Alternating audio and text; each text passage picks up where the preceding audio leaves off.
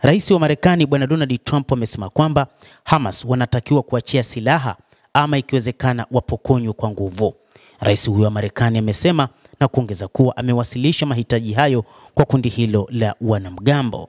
Mnamo siku ya Jumatatu, Hamas iliwaachilia huru mateka 20 wa mwisho wa Israel waliokuwa wanashikiliwa huko katika ukanda wa Gaza, na Israel ikawarudisha nyumbani karibu wafungwa 2000 wa Kipalestina chini ya makubaliano ya kusitisha mapigano yaliyosimamiwa na Marekani, Qatar, Misri na Uturuki. Trump alisema hayo siku ya Jumanne alipokuwa akimkaribisha rais wa Argentina Javier Milei katika ikulu ya White House, huku akisema kwamba ikiwa Hamas watapokonywa silaha, tutawapokonya silaha na itafanyika haraka na labda kwa vurugu, lakini watapokonywa tu silaha.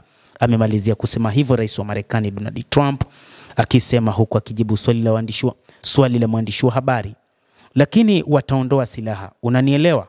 Aliongeza rais huyo, akisisitiza kwamba inapaswa kufanyika katika kipindi cha wakati unaofaa.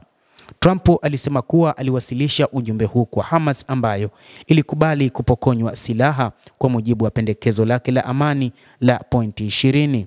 Rais huyo wa Marekani baadaye alifafanua kwamba aliwasiliana na Hamas kupitia uamuzi ambao ni pamoja na Misri, pamoja na Qatar, pamoja na Uturuki.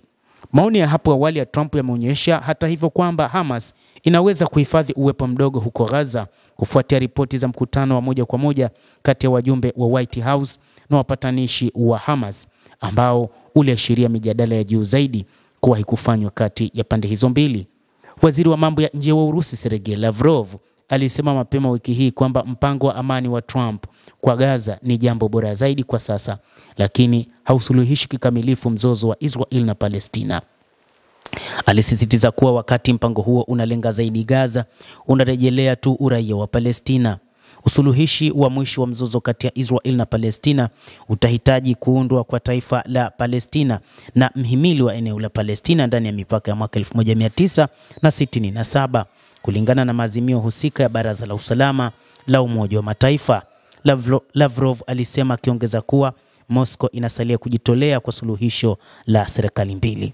Endelea kutufuatilia mtazamaji, lakini ni kusihi usisahau kulike, usisahau kucomment, kadhalika na kusubscribe channel yetu hii ili upate habari hizi kwa mapana hapa The World News.